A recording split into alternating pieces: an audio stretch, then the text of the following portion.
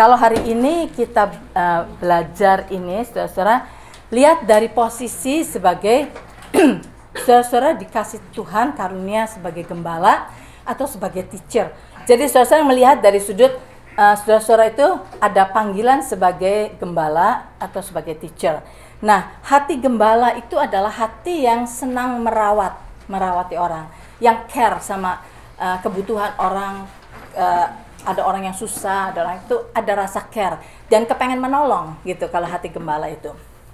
Dan orang yang punya hati teacher, punya karunia teacher itu kepengen menerangkan segala sesuatu, kita pengen terangkan supaya orang itu mengerti gitu.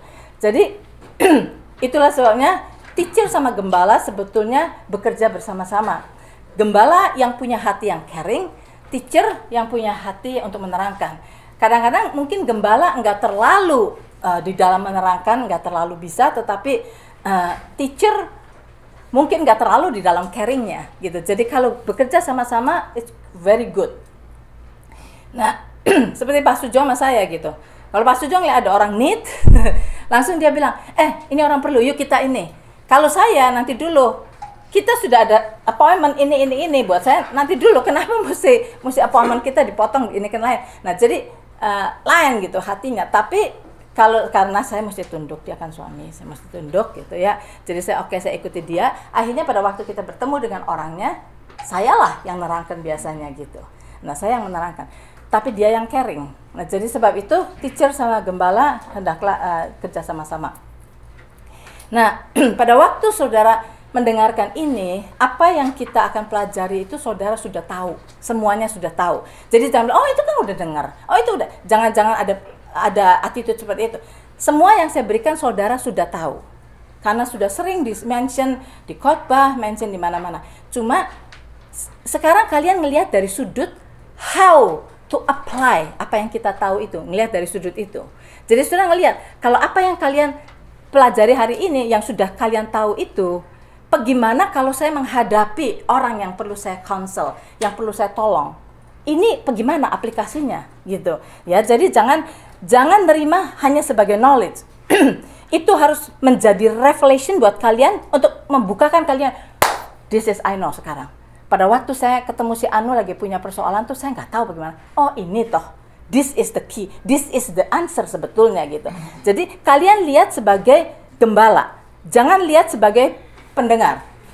Lihat sebagai how to apply ini semua. Lihat dari sudut itu. Saya ini gini, saya katakan kemarin, sebab kemarin sudah dimulai, saya adalah tipikal orang yang sama Tuhan itu saya boleh dibilang begitu serius. Sama-sama Lania modelnya kan. Begitu serius. Jadi apa yang saya tahu maunya Tuhan, saya tuh mau lakukan gitu. Saya mau lakukan. Saya mau obedient sama Tuhan tuh begitu. Jadi makanya kalau saya lihat favorit ayat saya yang dari dulu, dari saya masih muda sekali itu ayat yang sama saya sampai sekarang, bahwa kenapa saya seperti ini, karena ayat yang saya dapat itu adalah the fear of the Lord is the beginning of wisdom gitu. Jadi you know how much saya mau mempraktekkan firman Tuhan, tetapi pada kenyataannya dari dulu saya belajar firman, saya mau praktekkan. Selalu saya ini ketemu tembok, selalu ada yang menghalangi sampai nggak jebol gitu, nggak ada breakthrough, ada something yang stuck di dalam itu. Saya bilang, apa salahnya ya? Katanya begini, saya baca firmannya benar begini, saya lakukan, kok nggak kejadian gitu. Saya bilang, apa di mana salahnya? Saya selalu ngadepin hal seperti itu. Nah, tapi karena saya begitu berusahanya, ada time to time itu cesplong jadi. Ada gitu, ada. Tetapi enggak selalu. Nah, saya selalu mikirkan apa penghalangnya. Sampai saya ceritakan bahwa pada waktu saya di Michigan, saya mendapat seorang guru. Dan saya belajar dari dia. Kehidupan dia exactly seperti saya mula-mulanya.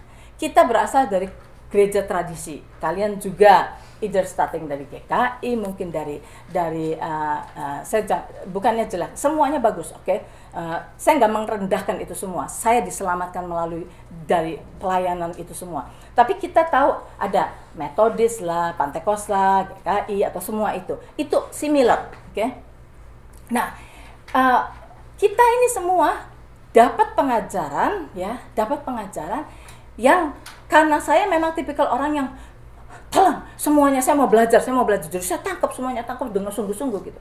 Kemudian tanpa disadari itu menjadi kayak mendarah daging di dalam diri saya, ya. Nah, sekarang pada waktu saya belajar sesuatu yang baru ini, stuck. Nah, ini yang saya anggap sebagai guru saya ini, dia ngalami yang sama. Dia juga dari gereja background Baptis.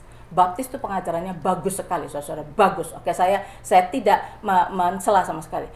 Baptis itu very biblical. Nah, dia dari Baptis. Nah, tapi pada saat dia mulai mau mempraktikkan firman Tuhan mengenai healing, mengenai ini, nah itu stuck. Ya. Nah, saya lihat ya, gereja ini Tuhan ingin mengadakan transformasi untuk kita bukan jadi pengunjung gereja dengan firman pulang sama masuk, datang pulang sama. No, saya percaya, saya ingin melihat ada something gerakan yang terjadi di dalam gereja ini.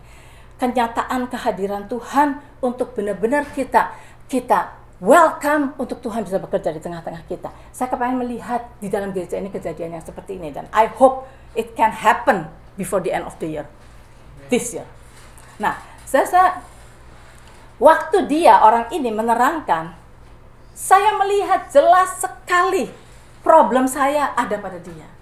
Dia ngalamin stuck sama seperti itu. Jadi pada waktu dia menerangkan semua itu, saya bisa kayak after konfirmasi gitu. Saya terima gitu. Sampai saya ditolong banyak sekali dari pelajaran yang dia berikan. Dan saya katakan di sini, selama 3,5 tahun saya di Michigan, saya study dan saya praktekkan, saudara. Saya praktekkan. Nah, sekarang saya nggak bilang bahwa saya sudah arrive, belum, saudara. Saya masih jauh daripada apa yang Tuhan sudah rencanakan buat hidup saya. Tapi paling sedikit, maybe saya 1 meter lebih dahulu dari saudara, lebih maju dari saudara. Ya, ada yang katakan bahwa kalau kita ini just 1 langkah lebih daripada yang lain, kita bisa ajarkan langkah ini gitu. Jadi saya nggak bilang bahwa saya sudah expert, sudah apa, sama sekali enggak. Saya masih belajar, dan saya melihat bahwa kalau kita sama-sama belajar, ya, dan gereja ini nanti kita bisa sama-sama beriman dengan iman yang sama, bisa melakukan yang sama. Saya percaya akan ada terobosan, akan ada penjebolan, saya percaya gitu. Kalau saya sendirian misalnya, saya gembar-gembor seperti apapun juga, ya, orang cuma masih melongo tuh sama saya. Sering kali saya lihat ini kayak omongan nabrak tembok terus rasanya gitu. Tapi kalau kalian sama-sama dengan saya percaya kita in one accord, saya percaya akan bisa terjadi penjebolan. Nah, sebab itu saya kepengen waktu yang saya ada, I don't know sampai kapan saya di dalam gereja ini, Tuhan mau pakai apa. Saya udah umur 64, saya katakan saya mau pakai sebisanya. Whatever yang I have, I want to give it all to you. Sebab itu pertama-tama yang saya lihat, ya, dari semua. Jadi saudara saya ready untuk di-detox. Dari apa-apa yang mungkin dulu itu sudah ada di dalam diri kita yang seharusnya enggak gitu ya. Saya waktu mau lagi mempelajari practicality daripada firman Tuhan, ya, saya ngalamin benturan, ada something yang ngeblok terus. Dan waktu saya pelajari, ternyata saya sudah berikan pelajaran yang sebetulnya. The word sovereignty of God, the sovereignty of God. Saudara tahu, kalau saudara udah dapat. Nah, ini bisa dibagikan. Yang lalu saya udah berikan, tapi sekali lagi jangan lihat dari pengetahuan. Mari kita lihat dari practicality-nya mengenai the sovereignty of God.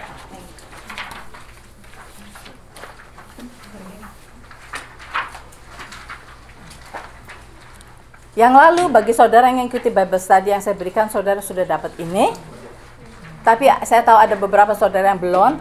Nah, kita go through it. Saudara di sini ada perkataan the sovereignty of God, kedaulatan Tuhan, ya. Mari kita lihat di sini. Di dalam New International Version atau NIV membuat term sovereign menjadi populer. Di dalam 288 ayat yang diterjemahkan oleh NIV, kata Lord God atau Lord God Almighty di dalam King James dan yang lain-lainnya diganti menjadi kata Sovereign Lord dalam NIV. Oke. Jadi NIV ini yang membuat kata Sovereign Lord itu jadi populer. Nah, sekarang mari kita lihat dari dictionary-nya, kata sovereign itu sebetulnya apa?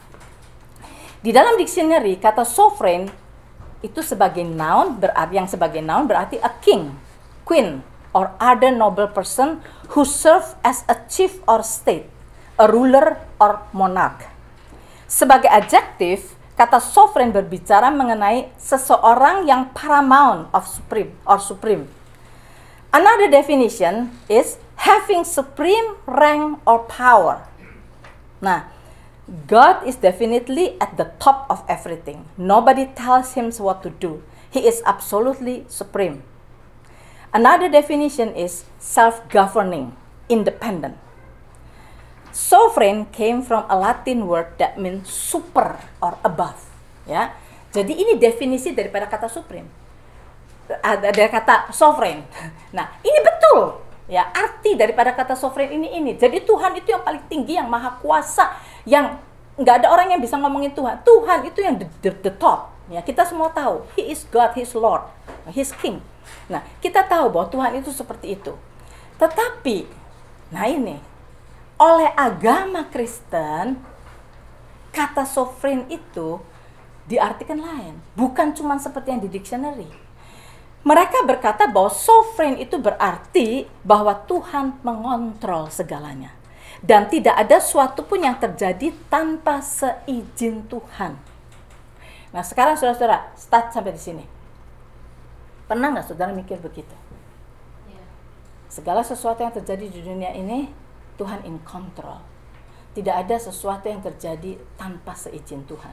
Bukankah kita sudah mendapat pengajaran yang secara langsung atau tidak langsung kita mempunyai kepercayaan seperti itu?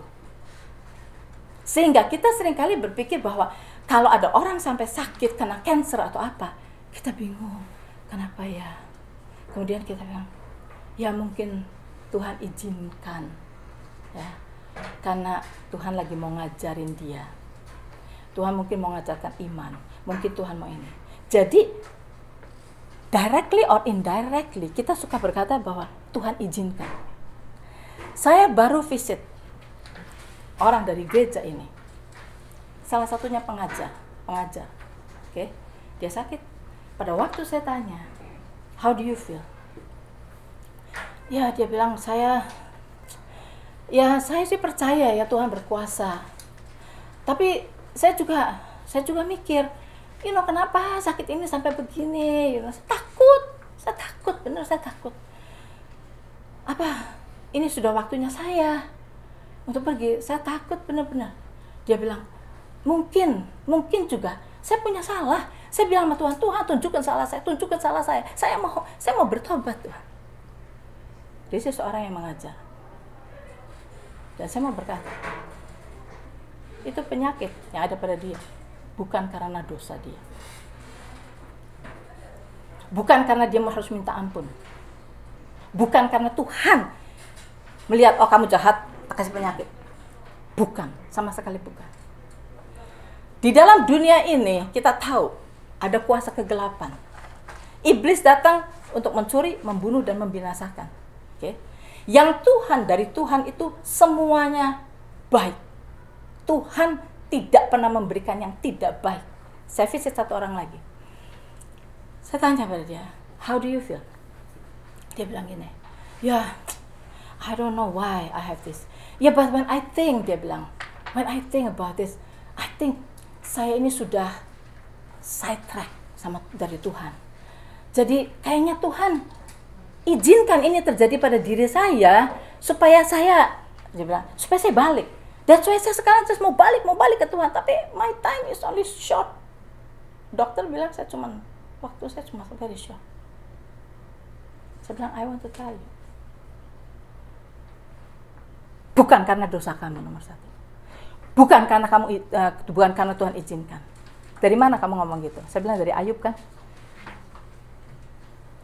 Iya, kata istrinya. Bukankah gitu Ayub? Gitu. Tuhan buka gitu, sampai iblis bisa ngasih penyakit sama Ayub. That is the Old Testament. Tuhan Yesus belum datang ke dalam dunia ini, Tuhan Yesus belum dicambukin untuk menanggung sakit penyakit kita. Belum terjadi itu. That is Ayub. Kita mesti tahu, mesti dividing firman Tuhan itu pada tempatnya, saudara-saudara. Jangan kita campur aduk. Nah, this is yang kita mesti pelajari benar-benar. Mana yang Old Testament, mana yang New Testament, yang mana yang setelah Tuhan Yesus tebus dosa kita, Tuhan Yesus renew semuanya, Tuhan restore semuanya pada kita, dan mana yang sebelumnya. Nah, kita mesti tahu. Saya bilang, no, kamu hidup di dalam New Testament. Tuhan Yesus sudah mati buat kita. Tuhan Yesus sudah dicambuki buat kita. Dan Tuhan Yesus berkata bahwa bilur-bilurnya menyembuhkan kita. Telah menyembuhkan kita. Telah menyembuhkan kita. Jadi, jangan kita berkata bahwa Tuhan yang membuat itu pada kita. Nah, this is, semua pengertian-pengertian ini orang Kristen yang sungguh-sungguh. Ini pemimpin yang ngajar. Masih punya cara berpikir yang sama. Sovereign Lord berarti God in control of everything. Tidak ada sesuatu yang terjadi pada diri manusia tanpa seizin Tuhan. Nah, saudara, mari kita lihat sebenarnya. Kenapa? Dari mana? Dari mana kata sovereign diartikan begitu? Saudara cari di Bible. Dari mana? Nah, sekarang saya mau lihatkan pada saudara. Tuhan itu kalau mau mengontrol semuanya, Tuhan bisa. Of course, Dia yang menciptakan segalanya. Tuhan bisa. Tetapi Tuhan sudah memilih untuk tidak mengontrol dunia ini. Mari kita buka ayatnya. Di dalam halaman yang ke-6. Halaman yang ke-6. Halaman yang ke-6 dari tadi catatan yang saya. Halaman yang ke-6. Nah, sudah lihat di sini. Dari permulaan Tuhan menciptakan manusia, ya. Genesis 1 ayat 26 dikatakan, "Then God said, let us make man in our image, according to our likeness. Let them have dominion over the fish, over the sea, and over the birds of the air, over the cattle, and all the earth." Ya. And over every creeping thing that creeps on the earth. Jadi, Allah Bapa, Allah Putra, dan Roh Kudus ngobrol. Dan mereka berkata, yuk kita buat manusia. Dan manusia inilah yang kita akan beri power and authority atas dunia ini. Oke? Jadi Tuhan taruh manusia di dunia dan Tuhan berikan earth ini kepada manusia. Dari mana? Mari kita buka. Di bawahnya ada Mazmur 115 ayat yang ke-16. Mazmur 115 ayat 16. The heaven, even the heavens are the Lord's, but the earth He has given to the children of man. Dunia ini sudah diberikan kepada manusia. Oke? Nah, jadi saudara lihat, God is spirit. Iblis is spirit. Dunia ini diberikan kepada makhluk ciptaan Tuhan yang mempunyai spirit and body. Manusia itu adalah ciptaan Tuhan yang mempunyai spirit and body. Binatang nggak punya spirit kepada manusia. Spirit and body. Tuhan ingin agar keindahan yang ada pada Tuhan bisa disedot oleh spirit manusia untuk dinyatakan di dalam fisikal. Nah, jadi saudara, Tuhan sudah memberikan otoritas dunia ini kepada manusia dan Tuhan tidak mengontrol lagi. Saudara. The control is ada pada manusia. Itu harus kita mengerti. Apa yang kita mau buat dengan dunia ini ada pada tangan kita. Ada pada tangan kita. Nah, sekarang mari kita lihat di mana ya.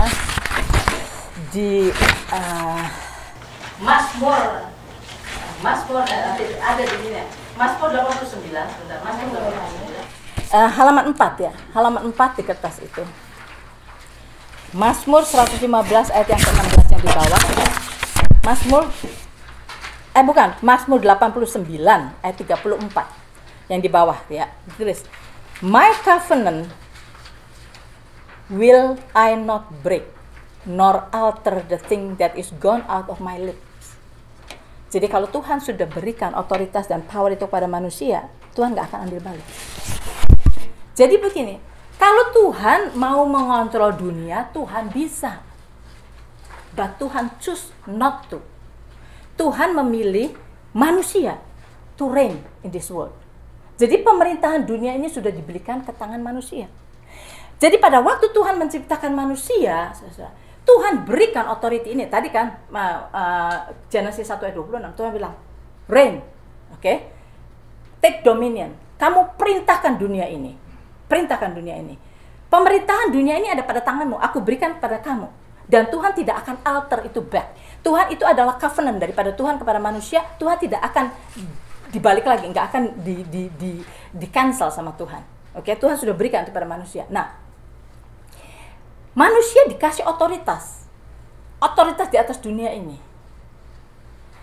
Iblis itu nggak punya power atas kita, saudara.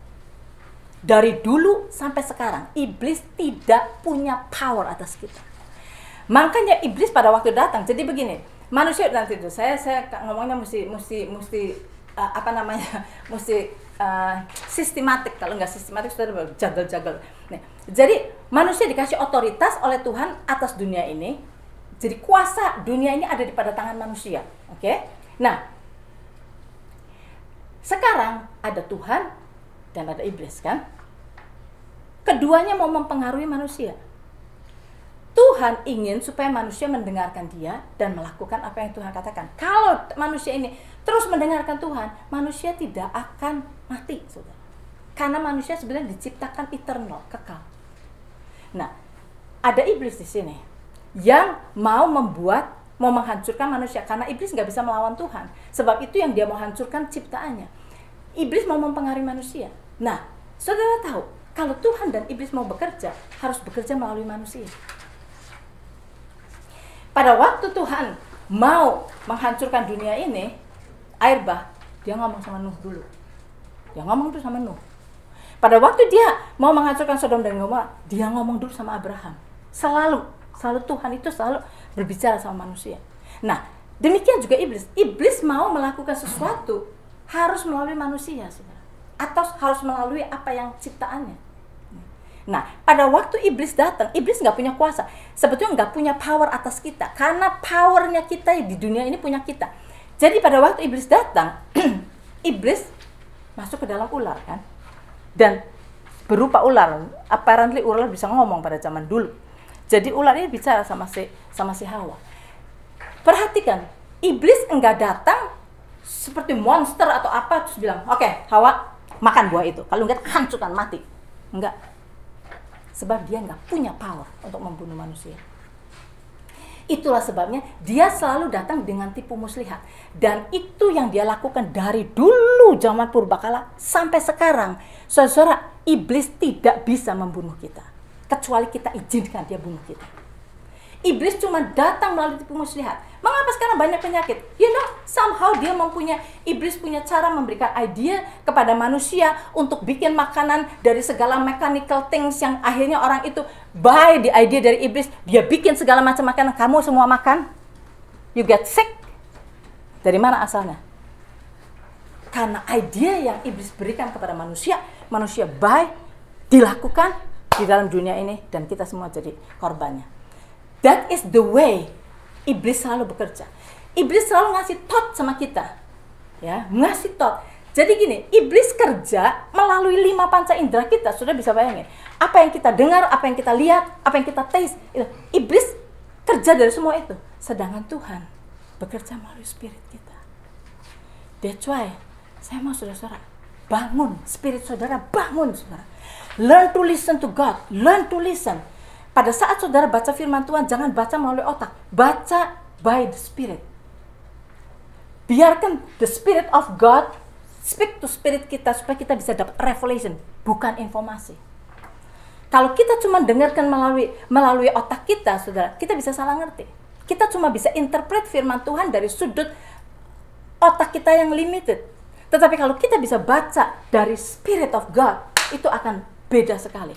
Nah, jadi saudara, saya notice bahwa kalau memang God in control of everything, seperti the word sovereign itu artinya oleh agama dunia ini katakan, maka saudara gini, somebody sakit, okay? saya mau datang doakan. Kemudian di dalam otak saya mau doakan, Tuhan berkata, karena bilu-bilu Yesus kamu telah sembuh, kamu akan lehan kepada orang sakit akan recover. Itu semua ayatnya saya hafal nih ya. Akan recover, Tuhan bilang begini, ini bilang begini. Saya semua ayatnya sudah hafal. Nah saya mau, jadi saya mau bertindak kan. Saya harus lehan pada yang sakit. Saya mau lehan. Kemudian saya mesti berkata, karena bilu-bilu Yesus sudah disembuhkan. Saya mau bilang gitu. Tapi kemudian pada waktu saya lehan, in the back of my mind, tapi siapa tahu itu hendak Tuhan dia sakit. Siapa tahu Tuhan lagi mau ngajarin sesuatu sama dia. Lah sih, bagaimana iman saudara bisa rise up? Ada dua opini di kepala. Opini yang pertama kata Tuhan bilu-bilu Yesus sembuhkan. Tapi siapa tahu ini hendak Tuhan dia sakit. Jadi saudara mau doa itu, there is no power in your prayer. Tuhan berkata, jikalau kamu bimbang, mendua hati, you get nothing. You get nothing. Sebab itu saya mau settlekan once for all. Okay, settlekan once for all. Kita manusia sudah diberi oleh Tuhan otoritas di dalam dunia ini. Iblis mau memberikan pengaruh pada kita melalui 5 panca indera kita. Tuhan mau berbicara kepada kita melalui firman-Nya, melalui spirit kita. Nah sekarang it's up to us. Semua up to us. Kalau kita mau stand on the word of God saja, saudara, kita akan bisa melakukan hal-hal yang besar. Tetapi kalau kita mix up, ini, this is yang susah. Sekarang, saudara, ini terserah kepada kita. Jadi, that is ada dua pengaruh. Tetapi kita yang memerintah di dalam dunia ini. Kita yang memerintah. Kita mesti tahu, Tuhan enggak. Jadi Tuhan cuma berikan kepada manusia pertama kali, otoritas, kuasa. Iblis datang, menipu, manusia nurut kepada iblis. Roma 6 ayat 16 kalau mau dicatat aja. Roma 6 ayat 16 dikatakan bahwa kepada siapa kita menurut, kita menjadi hamba daripada yang menyuruh kita. Manusia menurut kepada apa yang iblis katakan, maka manusia di bawah iblis. Iblis ambil otoritas yang Tuhan berikan kepada manusia itu, iblis ambil kan? Sudah diambil, itulah kacau. Manusia jadi kacau. Di dunia ini manusia jadi kacau karena ada di bawah kuasa iblis. Karena otoritasnya diambil oleh iblis. Nah, Tuhan berkata, I will come, take back that authority. Makanya, saudara lihat di dalam perjanjian lama, manusia nggak punya kuasa. Untuk ngusir iblis nggak punya kuasa. Nggak ada di dalam perjanjian lama. Ngusir iblis nggak ada. They don't have the power untuk ngusir iblis. Karena kuasanya masih di tangan iblis. Tetapi begitu Yesus datang ke dalam dunia ini, dia mati di kayu salib, dia dikuburkan, bangkit. Pada waktu dia bangkit dari kematian, dia datang ke iblis. Take back that authority yang iblis sudah ambil dari tangan manusia. Dan sekarang Tuhan berkata, give it back. I give it back kepada orang yang percaya. Kepada orang yang percaya. Nah kalian saudara-saudara, udah dengar, saya tahu, sudah dengar mungkin 1000 kali perkataan ini. But did you benar-benar receive that authority dari Tuhan? Dan authority itu harus kita exercise. Harus kita exercise. Jangan cuma tahu aja. Iya katanya Yesus sudah mati. Katanya saya sudah dikasih authority. Katanya. No, exercise that authority. Kalau kita nggak exercise that authority, kita nggak akan pernah maju. Iman itu perlu di-exercise, saudara. Kayak saudara semua punya muscle di sini. Semua orang punya muscle, nggak ada yang nggak punya muscle. Tapi saya tahu ada yang lemes muscle-nya, ada yang kuat muscle-nya sampai kayak bodybuilder. It's up to you. Kamu latihan. Kalau kita nggak latihan, kita lemes. Ngangkat pot aja nggak bisa. Tapi kalau kita latihan, kita pakai itu, kita akan bisa melakukan hal yang besar. Balik lagi kepada halaman yang ke-6 tadi ya, halaman ke-6. Pada waktu Tuhan Yesus datang ke dalam dunia ini, dalam halaman yang ke-6, paragraf yang kedua. Yesus datang ke dalam dunia kan? Jesus was operating in a principle that was established on this earth by God. He was operating naturally because this was the original nature of man. Jadi saudara tahu pada waktu Tuhan Yesus datang ke dalam dunia ini, apa yang dia lakukan? Orang buta disembuhkan, orang kusta disembuhkan, semua. Badai di stop, jalan di atas air, setan diusir. Itu yang Yesus lakukan kan? That is seharusnya yang kita lakukan. Tuhan Yesus memakai otoritasnya bukan karena dia Tuhan, bukan. Dia manusia pada waktu di dunia ini. Tetapi manusia yang tahu otoritasnya. Seharusnya kita itu hidup seperti itu. Seharusnya kehidupan kita manusia itu seperti Yesus. Bisa mencelikan orang buta, bisa berjalan di atas air kalau Tuhan mau. Terus kalau kita bisa stop badai, seharusnya itu. Because otoritas di dalam dunia ini sudah diberikan pada kita. Tetapi kalau kita nggak pernah exercise, we will never. Yang benar badai di stop, yang benar. Saudara, saya ngomong ini ya, bukan just ngomong. Saya kasih tahu, saya exercise. Ada banyak hal yang saya exercise. Dan saya jangan sampai disangka kalau saya ngomong ini sombong, bukan. Saya cuma mau kasih tahu saudara. I speak ke mesin. Saya sudah cerita bagi saudara ikut bebas tadi. Saya speak sama mesin untuk jadi benar saudara. Saya speak sama weather untuk stop, yes betul. Nanti tapi pelajarannya bukan berarti saya bisa sekarang semua orang bisa. Oh, si Nora bilang, aduh ini tanaman saya kering loh, perlu hujan. Tuhan turunkan hujan, hujan turun. Nah sekarang si Yohan bilang, aduh Tuhan saya mau piknik besok. Hujan stop. Nah, bingung kan, weathernya bingung yang mana? Bukan gitu. Nanti kita akan belajar. Bukan gitu, bukan asal ngoceh-ngoceh, bukan gitu. Bukan saya anak-anak kita for our selfishness, bukan. Nanti ada termnya. Si Irene sudah ngalami. Si Irene bisa kasih kesaksian nanti. Jadi, waktu saya ngajarin di dalam Bible study, Irene praktekkan loh di sana di holiday. Nanti ada ininya sendiri. Tapi maksud saya sudah praktekkan hal-hal seperti itu. Oke? Ada tempatnya, saudara, ada tempatnya. Nanti belajarnya nanti kan, nanti ada terusannya. Ini sekarang mau kasih tahu dulu ini. Jadi Yesus operating di dalam prinsipal itu, seharusnya itu yang kita sekarang itu harusnya seperti itu. Seharusnya kita seperti itu. Tapi itu, yang benar? You know why? Because mind kita belum dirinya. Yang menjadi penghambat, spirit percaya, saudara-saudara. Badan ini, physical thing. Mulut, to speak semuanya itu depend on your soul. Kalau your soul tidak mau di-renew untuk menangkap apa yang dari spirit, own it, maka physical thing nggak bisa jadi kenyataan. Tetapi kalau kita latihan soul kita untuk menangkap apa yang spirit ini katakan, yang percaya dari firman Tuhan, maka spirit and soul together jadi kenyataan. Nah, untuk menyatukan soul kita dengan spirit itu latihan. Saudara, mungkin saya ngomong latihan itu udah sampai pegel. Saya ngomong, tapi I think banyak orang nggak nangkep. Yang dimaksud latihan apa? Saya bilang, exercise. Dari hal yang kecil-kecil, exercise. Saudara. Latihan.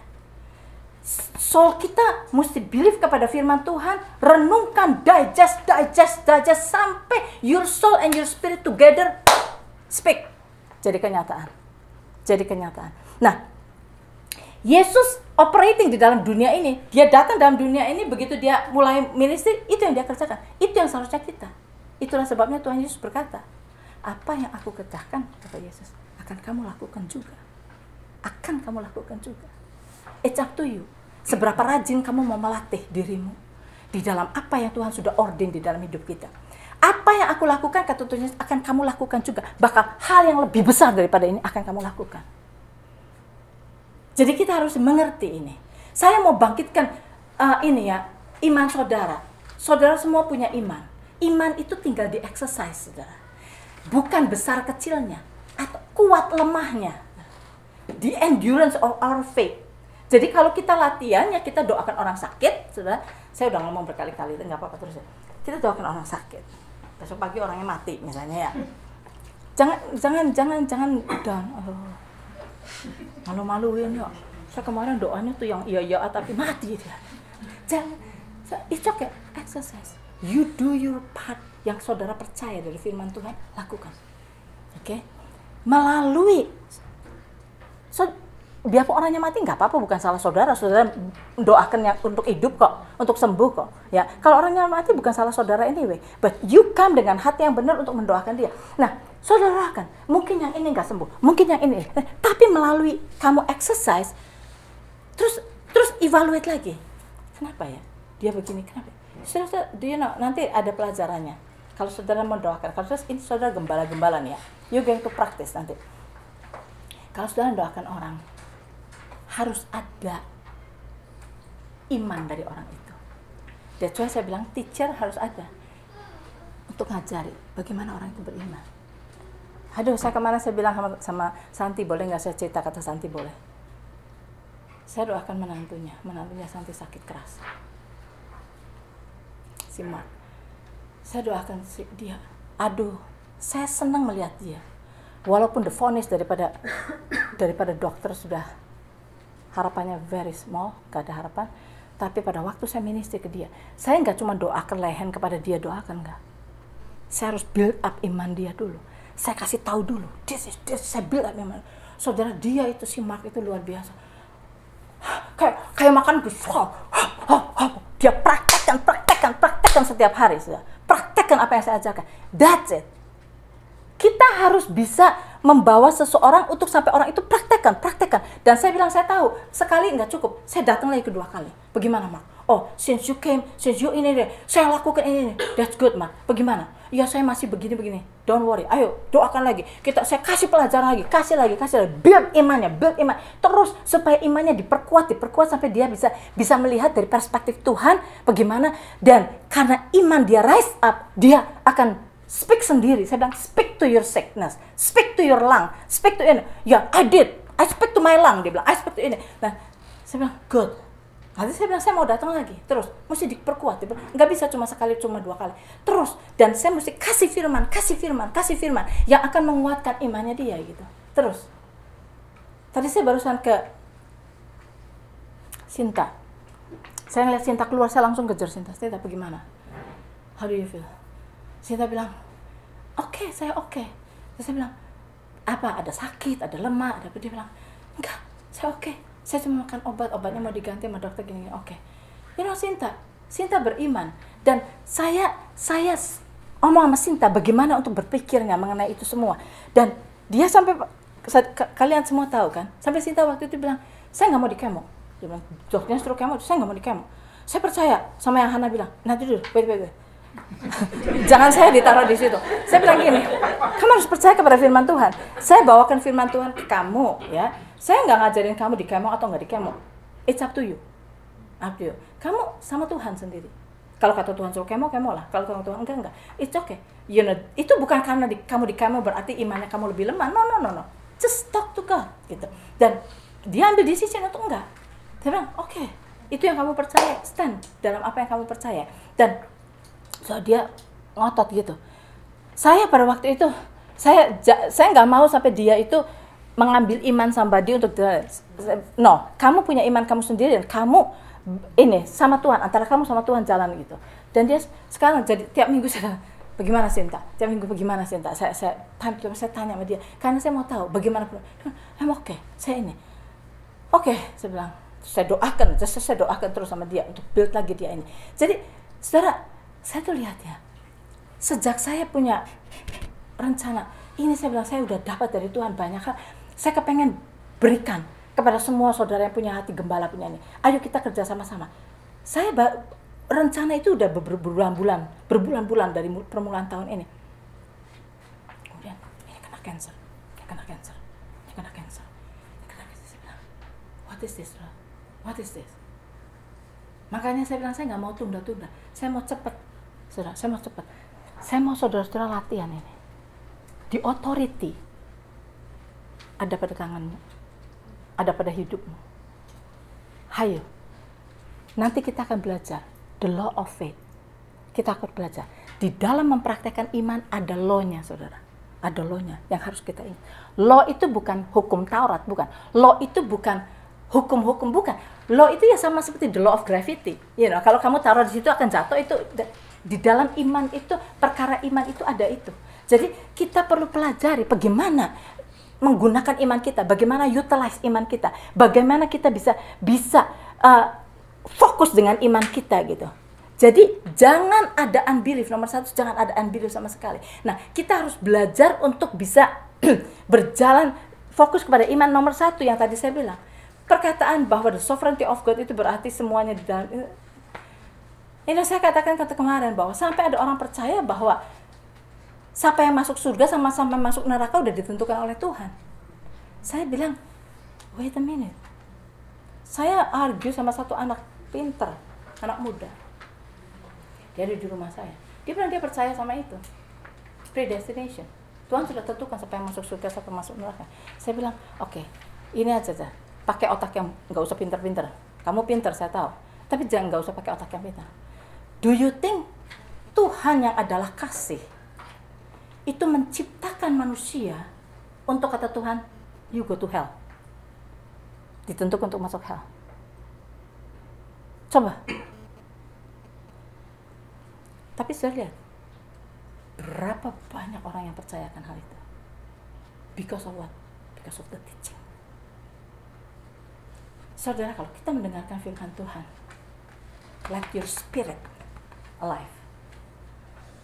Minta the Spirit of God untuk bilang, Tuhan tolong saya, supaya saya jangan telan apa yang bukan dari Tuhan. Saya bilang, no, kamu gak bisa bilang gitu. Nanti ada sendiri perkataan mengenai predestination. Saya nggak mau go into that. Ada perdebatan antara maha guru sama maha guru nanti di sana berdebatnya itu. Saya cuma percaya bahwa Tuhan itu tahu siapa yang akan berontak sama Tuhan sampai selama-lamanya. Tuhan tahu siapa yang akan terima Tuhan. Tuhan itu tahu. Tuhan tahu. He can foresee that. Tapi bukan berarti Tuhan yang menentukan. Kamu harus masuk neraka, kamu harus masuk surga. Yang benar, masa Tuhan ciptakan manusia untuk dimasukkan ke neraka? Saudara, itu kan you cannot, dengan pikiran manusia yang sederhana aja juga nggak bisa masuk neraka. Kalau kita punya Tuhan yang begitu, ya kalau kita sekarang lagi mau rebel, udah gitu kita bilang nggak apa-apa. I just want to do what I want. Kenapa sih? Ya kalau kata Tuhan saya masuk surga, masuk. Kalau saya kata Tuhan saya masuk neraka, saya baik-baik juga masuk neraka anyway. Kalau kita memang sudah ditentukan oleh Tuhan begitu, kenapa kita mesti pergi sebagai missionary kemana-mana? Mengabarkan Injil kemana-mana? Why? Nah gitu. Jadi, saudara di sini kita harus melihat. Nah, nomor satu, itu pengertian mengenai the sovereignty of God yang salah. God sovereign itu betul. He is sovereign, tetapi bukan di dalam pengertian yang diartikan oleh orang-orang tertentu bahwa God in control akan segala-galanya. Jadi semuanya ada anak muda, drug, drinking, naik mobil, tabrak pohon, dang, mati. Itu mati di dalam funeral.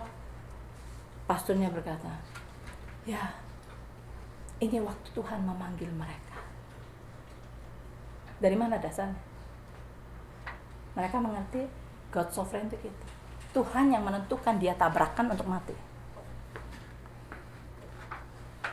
Saudara, kita harus lihat ada banyak premature death yang bukan kehendak Tuhan. Ada banyak.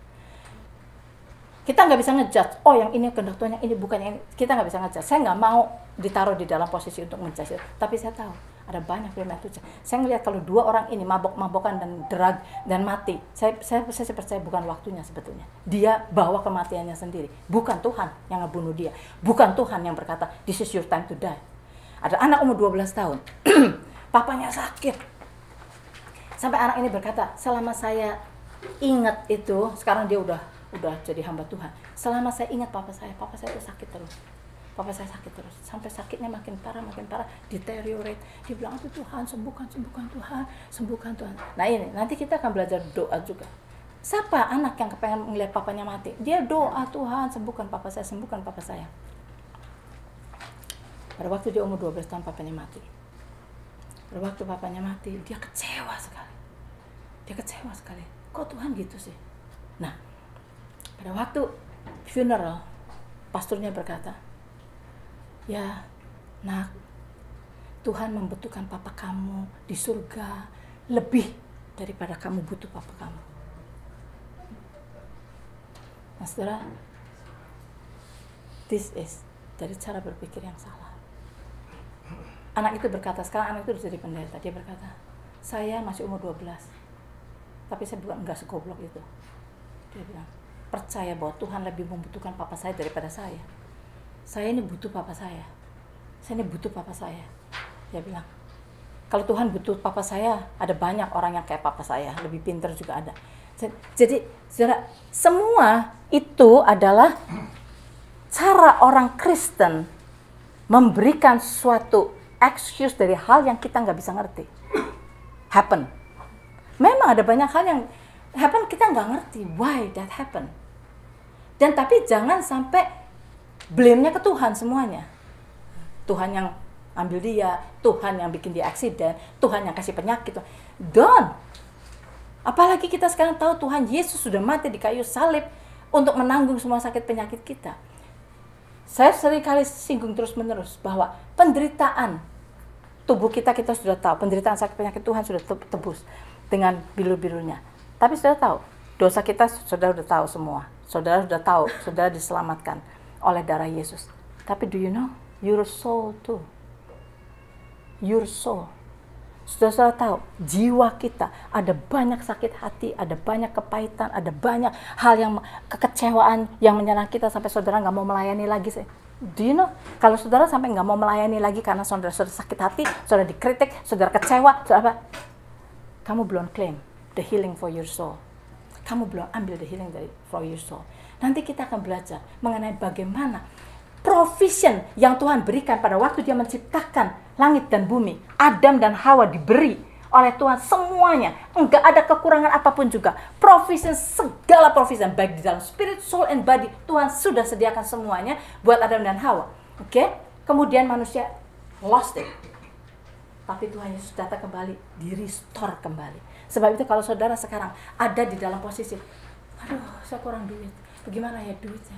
Aduh saya sakit, aduh saudara, everything that you need is already provided. What you need is take it by faith. Take it by faith. Tetapi saya tuh beriman tuh nggak dapat apa? Because kamu belum melatih iman kamu. Because masih ada pikiran yang belum satu. Mungkin Tuhan lagi ngajarin saya, humble saya, that's why saya kehilangan kerjaan. Mungkin. Nah, itu saya lihat stumbling block yang besar sekali. Yang pertama yang saya mesti buang. Begitu saya mengerti bahwa Tuhan sudah kasih kepada kita authority, saya mulai latihan authority saya. Saya mulai latihan bagaimana memfokuskan iman saya. Saya mau latihan. Itu makan waktu lama. Karena itu pengajaran yang lama itu seringkali masih gandolin kita. Gandoli terus. Sehingga kita buangin itu susah sekali.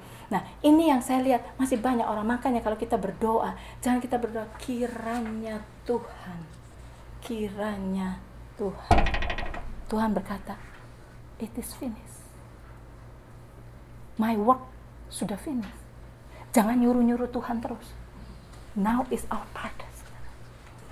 Makanya kemarin saya bilang, saudara, apa? Ngomongnya keras. Kurang keras. Makanya saudara, kemarin saya bilang gini, semua itu tergantung daripada cara berpikir kita yang sudah dapat pengajaran yang lama itu sama yang sekarang kita praktekkan itu akan terbukti.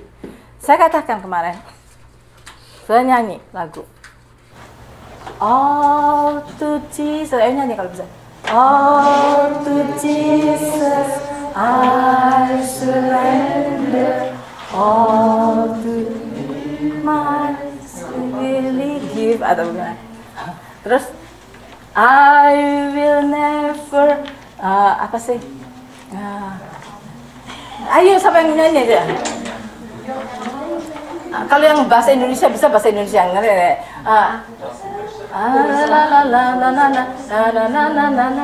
I surrender all.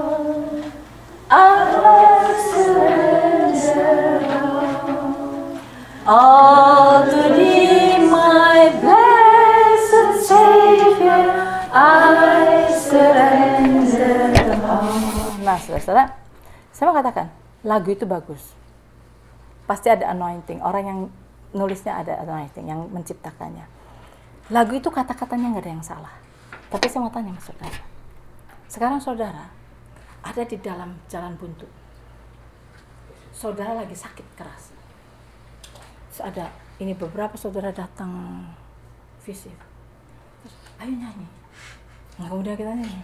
Sampai itu, I surrender all. I surrender. Kira-kiranya di dalam hati saudara yang lagi sakit itu, what is it artinya? Pasrah. Pasrah itu gimana?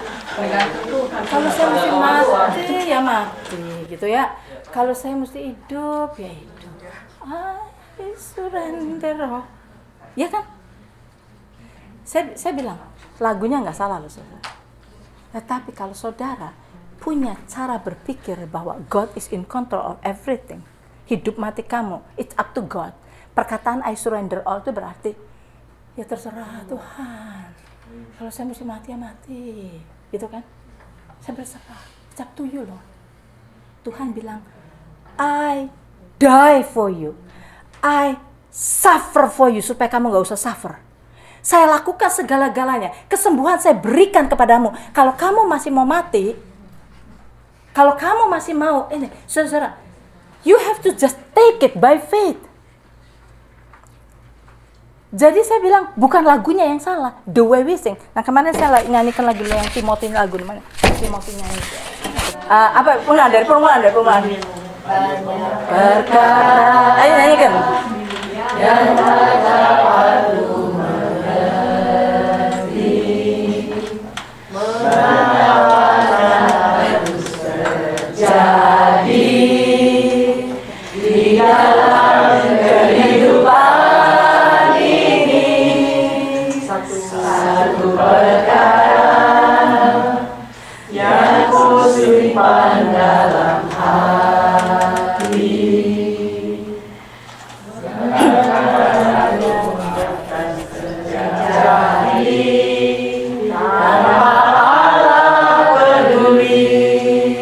Terusin.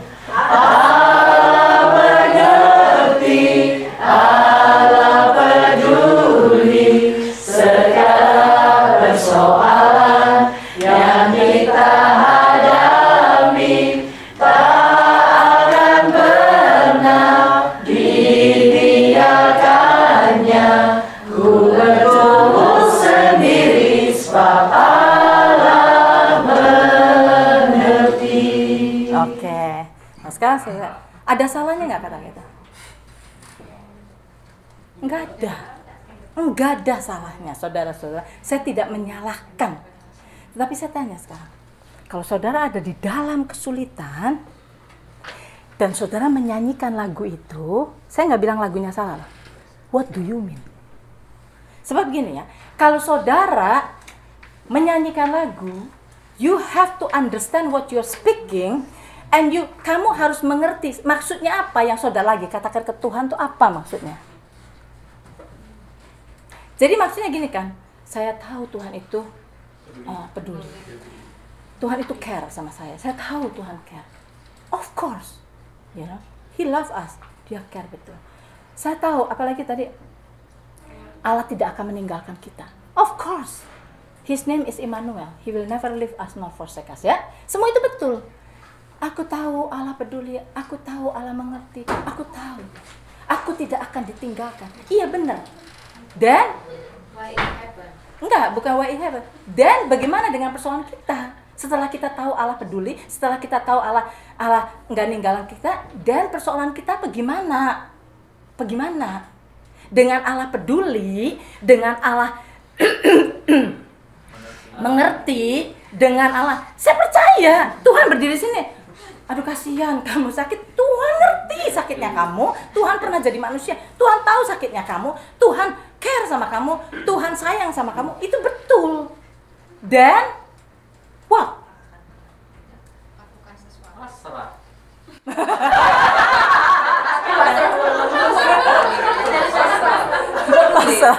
See, this is the thing, you know. Itu lagu bagus. Dengerin, lagu itu bagus, oke? Tapi kalau tok sampai kita tahu Tuhan peduli, Tuhan mengerti, Tuhan, we have to do something. This is it. Apa yang ingin terjadi pada diri kita, bukan Tuhan lagi yang suruh ngerjain. Kalau kita masih, pada waktu kita menyanyikan lagu itu, which is bagus, saya senang sekali lagunya, saya senang sekali iramanya, bagus sekali. Oke, pada waktu kita, nggak ada salahnya nyanyi lagu itu, asal kita punya pengertian yang benar. Pedulinya Tuhan itu just untuk menghibur kita, tetapi we have to do something dengan penyakit kita itu. Kan gitu kan? Karena otoritas atas apa yang kita mau terjadi pada diri kita itu ada pada kita. Tuhan berkata, pekerjaan Tuhan finish. Jadi jangan berpikir bahwa karena Allah peduli, karena Allah mengerti, Tuhan akan do something kepada kita. Enggak, Tuhan sudah did something buat kita. Itu yang kita harus mengerti. Jadi kalau kita nyanyikan lagu itu dengan pasrah, oh, Tuhan peduli, Tuhan mengerti, Tuhan tidak meninggalkan kita. Dan wah, jadi apa? Nah itu. Jadi saya katakan, lagu itu semuanya bagus ya saudara. Saya kepengen, saya bilang, saya malah bikin, kalau saudara bisa ngarang lagu, Timothy bisa ngarang lagu. Saya kepengen, Michael sama Didik ngarang lagu dari Efesus. Saudara, ada lagu-lagu ya, lagu mamanya si Jeffrey bagus tuh. Apa? Bersama Yesus, lakukan perkara besar bersama Yesus. Tidak ada yang sukar bersama Yesus. Jadi maksudnya apa? Kita ini sama Tuhan. God is in us, yang sudah memberikan kepada kita power, yang membangkitkan Yesus dari kematian. Roh Kudus yang membangkitkan Yesus dari kematian ada pada kita. Nah sekarang saya dan Roh Kudus berjalan bersama-sama. Break the yoke. Kita sama-sama bekerja, kita speak the word, kita sembuhkan orang kita. Maksudnya gitu. Ya. Jadi kalau semua lagu itu semuanya bagus. Coba saudara perhatikan, semua lagu-lagu. Semakin saudara mengerti firman Tuhan, semakin saudara bilang. Jadi artinya apa? Ya, gini, lagu ini. Tak ada yang mustahil buat Tuhan, bagaimana? Apa sih? Allah. Ayo, apa sih yang semua mungkin tak terbatas kuasamu Tuhan. Ini bagus. Semua dapat kau lakukan, apa yang kelihatan mustahil bagiku, itu sangat mungkin bagimu. Bagimu kan? Nah, coba lihat, semuanya, saudara, kalau itu mungkin buat Tuhan, itu mungkin, itu sih sudah jelas, makanya itu nggak salah, lagunya nggak salah. Tapi kita selalu ngomongnya, Tuhan, itu mungkin bagimu. Tuhan, walaupun saya nggak ngerti, buat saya mustahil, Tuhan ngerti. Tuhan bisa. Jadi semua itu kita damkan ke Tuhan semua. Jadi seakan-akan, jadi kita just pasif. Kita jadi orang yang pasif aja. Padahal Tuhan bilang, saya berikan kepadamu kuasa atas dunia ini. Jadi gini saudara, lagunya bagus. Terus dinyanyikan, saya nggak bilang jangan nyanyikan lagu itu, no. Itu lagu bagus, oke? Tetapi kalau konotasi di dalam kepala kita, jadi semuanya itu cuma Tuhan yang bisa. Tuhan yang maha kuasa. Tuhan sanggup. Tuhan ini. Dan, what is our part? Gitu. Saya kepengen, ayo kalau bisa nyanyikan lagu-lagu yang kita bersama dengan Tuhan lakukan. Gitu. Kita start aktif, saudara. Start aktif. Itu lagu itu nggak ada yang salah. Betul, Tuhan itu maha kuasa. Betul, Tuhan sanggup. Betul, semua yang kita nggak bisa Tuhan bisa. Itu betul, semuanya betul ya, saudara. Saya nggak nyalakan lagunya. Cuma saya bilang kita pada waktu nyanyi. Jadi saudara saya yang mimpin pujian, saya kepengen juga bicara sama pemimpin pujian. At least terangkan dulu.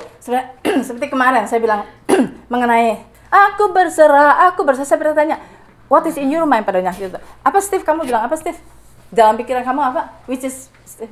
Jangan mikir-mikir.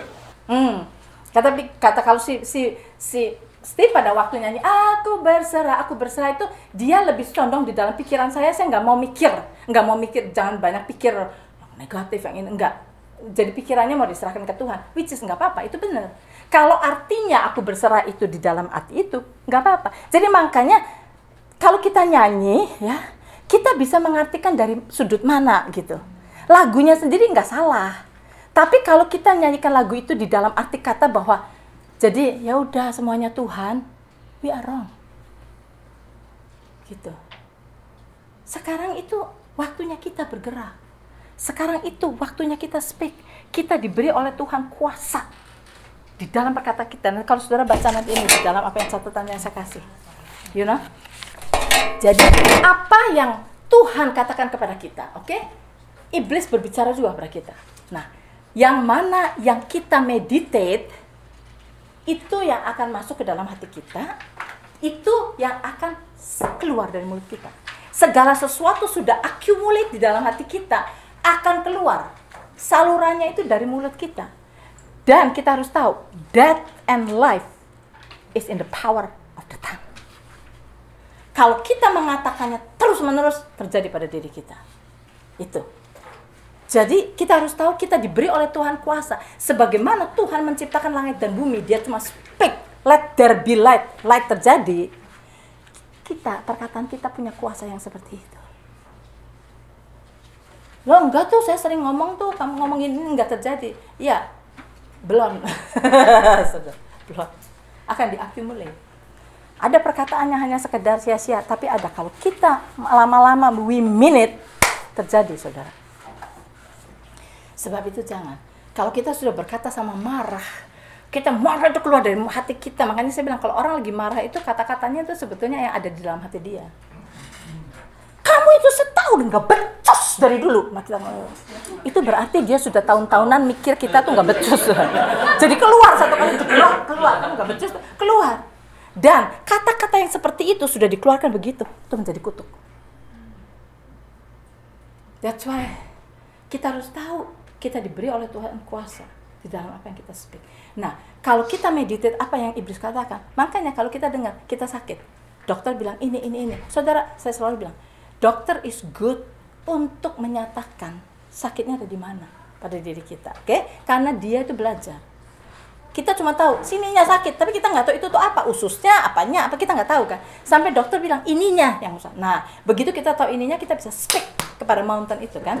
Jadi dokter itu gitu. Tapi kalau dokter itu selalu kasih data-data yang negatif. Nah, kalau kita choose to meditate apa yang dokter itu katakan, maka keluarnya dari mulut.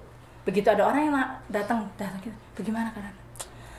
Ya, kata dokter sih udah gak ada harapan ya.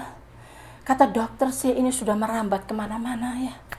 Ya kata dokter ya waktunya cuma tinggal ya setahun, kalau bisa ini ya bisa ini. Semua kita keluarkan. Karena apa? Kita meditate semua ini. How about you? Bagaimana dengan apa yang Tuhan katakan? Pilihan kita loh. Kita mau choose memikirkan itu atau kita mau choose memikirkan Tuhan. Apa yang kita pikirkan, makin kita pikirkan, masuk ke dalam hati. Apa yang accumulate di hati, bang, keluar dari mulut kita. Kalau kita, omongan kita kepada semua orang yang nengokin, kita cuma ngomong gitu, ya kata dokter gini, udah gak ada harapan, udah merambat kemana, udah, ya that's it. Kita memberikan penyakit itu terus mempunyai kuasa untuk menjalar-jalar. Karena kita berkata begitu. Tetapi kalau kita karena firman Tuhan berkata begini, this is what I believe. Gitu. Dokter bilang ini, tapi Tuhan berkata begini dan I believe in what God said, that's why saya berkata begini. Nah, itulah senangnya saya baru nengokin si Mark bilang, ya, Hana, you told me itu, this is what I did, this is what I said. Wow, saya senang ngomong sama orangnya kayak gini. Terus, saya mau kasih firman sama dia. Nah, that is, jadi kita harus mengerti, kita harus lihat what we are doing, what we are singing, what we are, ini, jangan terus aja biasa terus kayak gini. Hati-hati sekarang, hati-hati. Ada di dalam spiritual realm kita mesti tahu apa yang Tuhan mau kita kerjakan. Saya nggak mau banyak-banyak. Hari ini just renungkan apa yang saya katakan. Ada berapa banyak pengaruh dari perkataan kita. Mengapa kita pasif? Karena kita pasrah. Mengapa kita pasif? Karena kita bilang ya udah, Tuhan yang menentukan saya mati mau hidup. Ya Tuhan lah menentukan orang itu kehilangan kerjaan. Kalau kita semua sudah ditentukan oleh Tuhan, kenapa kita pergi ke dokter minta sembuh? Kenapa kita minta obat? Bukankah kita menentang Tuhan? Kalau penyakit itu dari Tuhan, kenapa kita declare untuk sembuh? Kalau kita menentang Tuhan. Nah, jadi kita bingung sendiri. Pada saat kita mau memperhatikan firman Tuhan akan bingung sendiri. Nah, sebab itu coba saudara 2 minggu nih ya. 2 minggu lagi kita akan kumpul. Renungkan. Ada berapa banyak pemikiran kita yang negatif. Saudara, di dalam bisnis kita, di dalam penyakit kita, di dalam pekerjaan kita, di dalam rumah tangga kita, saudara kita mesti declare. Kalau saya ngeliat Chen sama si Timothy, declare this business. Tuhan datangkan orang-orang, datangkan murid-murid, dan kamu declare itu. Kamu declare di dalam nama Yesus. Di sini orang-orang tua yang baik-baik akan mengirimkan anak-anaknya. Mereka semua akan betah di sini. Mereka semua akan mendapat blessing di sini. Dan kamu declare buat bisnis kamu, jangan manda aja nunggu gitu. Ya kalau datang ya datang syukur, thank you Tuhan. Bukan gitu. You have to declare untuk ini.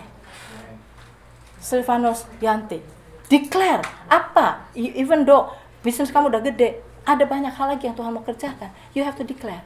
Mau nanya, kalau doain orang sakit, kalau kita berdoa God is in control itu kok, jadi kayaknya nggak benar. Tapi kok it's very comforting. So in my situation when I'm down, very down, that word is so comforting and I feel like God is in control. Like God knows everything I'm now suffering, like something apa gitu. Perkataan God is in control itu is good. Tetapi saya lagi mau ngasih tahu kalau kata sovereign itu artinya God is in control, itu yang bisa salah banyak hal gitu. Tapi saya lagi mau bawakan mengenai kata sovereign. Sovereign itu God in control di dalam arti kata bahwa ya kalau Tuhan mau kamu mati sekarang umur 30 ya Tuhan mati. Gitu di dalam hal itu. Tetapi kalau in control di dalam hal yang baik, saya sih percaya gini, pada waktu saya sakit, saya juga percaya God is in control. God in on control, di dalam ada embel-embelnya. God in control bahwa pekerjaan saya belum selesai, maka saya tahu saya bakal hidup. Gitu, tau gak sih? And orang mau nangis semua sama saya, bagaimana nangis, kayak saya udah mau mati gitu ya. Ya pada waktu itu saya ngerasa kayak semua orang ya memang bukan ngarepin. Semua orang semua orang sedih gitu, nangis tuh kayak saya mau mati. Tapi saya dalam hati saya gitu, God is in control. Kalau ini belum kelar pekerjaan saya nggak bakal mati, saya tahu gitu. In control in that sense, it's okay, nggak ada salahnya gitu. Tetapi saya lagi ini kan perkataan sovereign itu in control sampai kebelabasan, sampai sampai semuanya pasrah gitu. Jadi bukan cuma perkara pasrah aja. Jadi kita kalau ngelihat orang di dalam kecelakaan kita bilang, waduh, kenapa ya Tuhan ngebikin dia tabrakan sampai parahnya gitu. Kan kita bisa ngomongin Tuhan, karena kalau Tuhan kontrol kan kita pikirnya itu Tuhan yang bikin dia tabrakan. Enggak kan? Jadi kita mesti lihat, iblis selalu datang untuk mencuri, membunuh, membinasakan. Jadi ada kuasa kegelapan, ada Tuhan. Nah, Tuhan selalu memberikan yang terbaik buat kita. Surely goodness and mercy shall follow me all the days of my life. Oke, dan iblis mau merusak semuanya. Sebab itu kita mesti bersama dengan Tuhan, dan kita kuasa iblis itu kita hancurkan.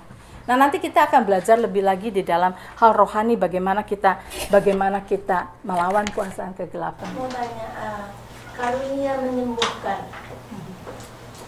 Nah, itu kalau kita beriman menyembuhkan, mendoakan dia sembuh, apakah itu apply to everybody untuk mendapatkan karunia menyembuhkan? Oke.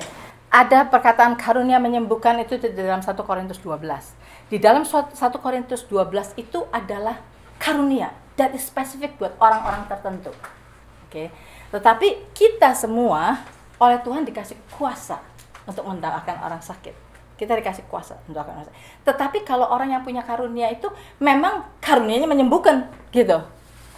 Gitu, memang dia itu ke situ. Jadi gini, kalau sampai ada orang yang misalnya udah didoakan nih sama kita nih ya, kita yang kita beriman gitu, doakan. Nah, nothing happen sama orang itu. Nah, kalau orang yang punya karunia kesembuhan datang, bisa cesplong dia sembuh, karena itu karunianya dia yang mengalir, gitu. Jadi kadang-kadang kayak seumpama, kenapa orang kalau kebenihin pada sembuh semua gitu ya, banyak gitu yang sembuh lah, karena dia punya karunia gitu. Nah, kita juga mesti lihat. Who knows? Some of us punya karena dikasih sama Tuhan karunia itu karunia spesifik. Itu karunia misalnya itu kan ada 9 karunia. Itu karunia berprofesi, itu ada karunia. Tapi kita semua juga mesti belajar berprofesi. Berprofesi itu di dalam arti kata dengerin apa yang Tuhan kata. Kita mesti belajar untuk dengerin Tuhan. Tapi ada orang-orang yang memang karunianya profesi. Seperti Isabel itu dari kecil loh. Dia dari kecil udah ada karunia, just built in di dalam dia. That is karunia. Dan kalian dengar deh kalau Isabel ngomong, dan apa yang dia ngomong ke si Jo, ngomong ke saya, lain, nggak ada repetition, nggak ada apa. Itu ada karunia buat dia, itu karunia. Tapi kita bukannya kita nggak bisa profesi, Bukannya kita nggak bisa profesi, kita bisa belajar dengerin Tuhan untuk bisa profesi each other, kita bisa. Tapi itu bukan karunia, itu adalah kita semua, karena the Spirit of God is in us. Makanya apa yang Roh Kudus bisa itu kita semua kalau mau dipakai oleh Tuhan bisa melakukan semuanya. Tapi yang karunia itu spesifik.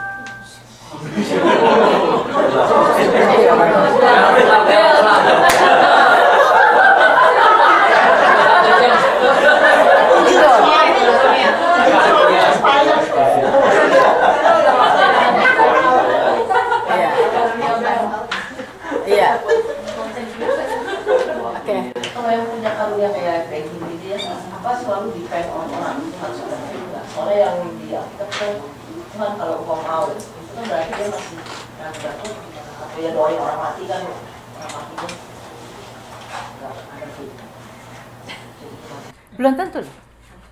Jangan dipikir orang mati nggak ada faith loh. Do you know kalau orang mati itu masih ada di situ rohnya? Rohnya masih ada di situ. Ada orang yang bisa sampai bicara sama lo. Dia bisa lihat. Rohnya masih di situ. Dan orang ini komen balik.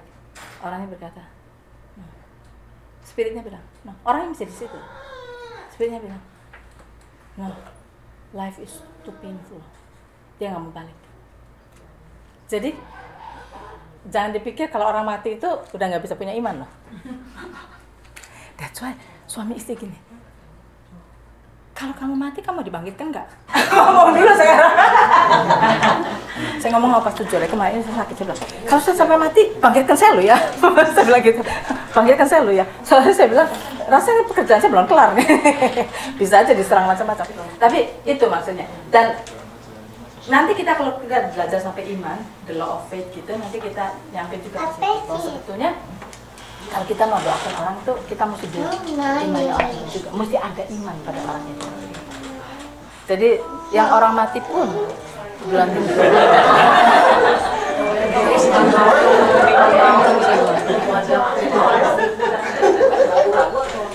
Orangnya iya, orangnya punya iman bahwa Tuhan itu bisa. Tapi dia bilang Tuhan mau atau enggak. Nah ini banyak juga kita suka mikir kayak gitu. Banyak orang berkata gini, seringkali kan kita ada di dalam persoalan, saya sih tahu Tuhan bisa menyelesaikan persoalan ini. Tapi apakah sayanya worthy untuk ditolong? Apakah Tuhan mau menolong? Itu kan. Nah di sini yang jadi bisa. Itu semua perkataan itu karena kita berpikir Tuhan in control semua. Nah sekarang kita harus tahu di dalam perjanjian baru Tuhan sudah memberikan itu, pertolongan itu sudah disediakan, semua blessing sudah disediakan, kesembuhan sudah disediakan. Jadi kalau tanya Tuhan mau, Tuhan mau. Nah nanti kalau kalian lihat nanti di Kisah Para Rasul, ya Tuhan Yesus datang ke dalam dunia ini dan dia menyembuhkan semua, katakan semua orang yang sakit, semua, oke? Yang tidak bisa disembuhkan cuma di tempat yang ada unbelief. Nasaret. Yang mengenai iman, itu ada yang Tuhan Yesus menyembuhkan karena memperhitungkan iman dari teman-temannya. Oh iya. Jadi orang yang sakit sendiri nggak beriman.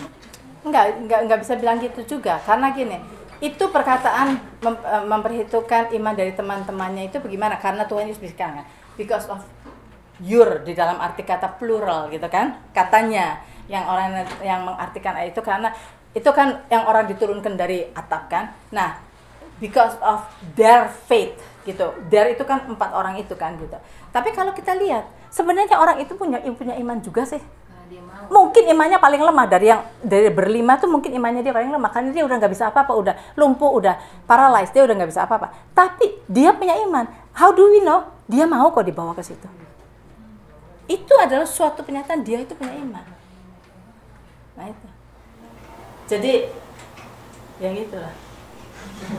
Kalau mau diterusin nanti panjang, banyak sekali panjang. Saya nggak mau terlalu ini karena nanti ada pelajaran mengenai iman, kita ada pelajaran.